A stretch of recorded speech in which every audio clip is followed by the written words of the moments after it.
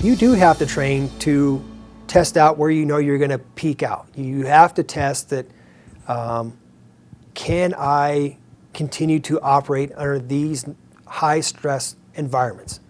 And if you do fail, then how do you go back to make it work?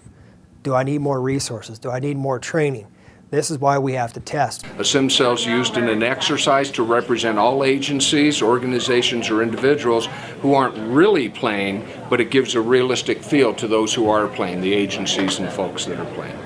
We had those group of people calling in all kinds of simulated things going on in the field, and that gives the regional EOC a chance to practice not just the scenarios that people were at the high schools, but any kind of scenario we wanted to make up, whether it was livestock running around, problems with shelters, anything like that. So basically, we used the sim cell to mimic 1,000 different scenarios that we didn't have to play in the field, to let these people in the regional EOC get practice. They were able to make some mistakes without hurting anybody.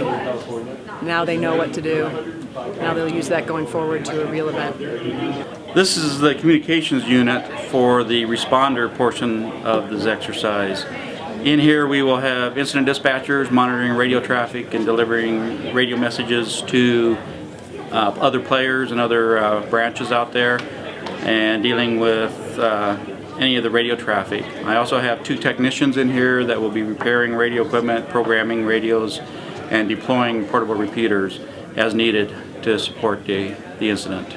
The scenario was that the high school was currently being used as a Red Cross shelter for people who had been evacuated in previous operational periods.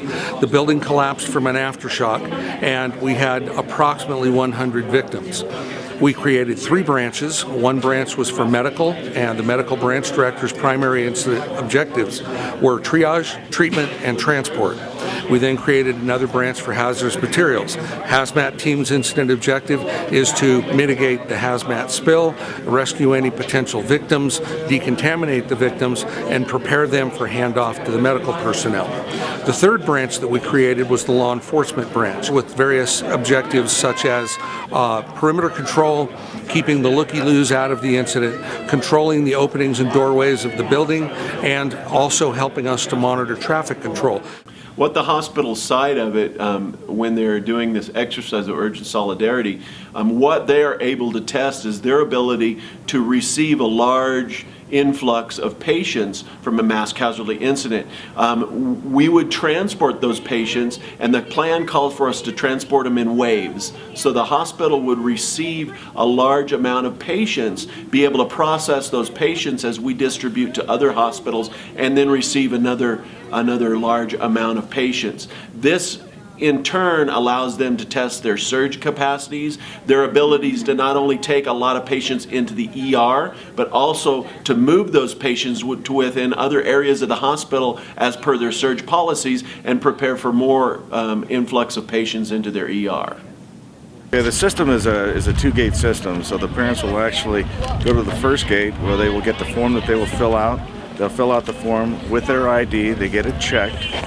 Once it's been checked and verified through the process of Infinite Campus, which they have access to through the incident response vehicle, then a runner will take them to the next step, which will be the next table where they will actually reunify. And the runner will run to get the student. The parent will wait, and then the form will be checked one more time for verification that it is actually the parent with the ID, and then they will go ahead and be released to the parent to go home. The way that it went today in terms of the process itself, it was a very quick process. At the front end, it was completed with over 100 parents in under 23 minutes. We're on the back end right now. But there were two people that did come up and tried to take students that were not on the emergency form, and neither one was granted permission to do so.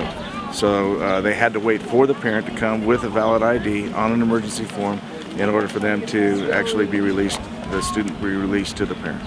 Well, compared to some of the exercises I've been a part of, I was thrilled at how well this incident went.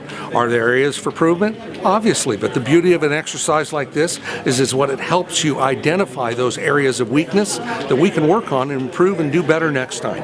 And it's obvious that previous drills and exercises that we have done similar to this, we have learned from it, which is why this exercise went actually surprisingly well and we were able to get the job done effectively. Regional collaboration is the most important takeaway from these exercises that we conduct, especially given that we have partners like the school district involved.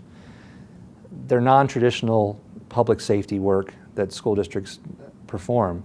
However, during any given day when school is in session, the teachers, the principals, the folks in the school police department, and others in the region collaborate to ensure that the students are safe. So this exercise really helps to bring to bear some of the specific points that everybody must practice to ensure student safety and the safety of those in the community as we move forward in our evolution of planning, response, and recovery.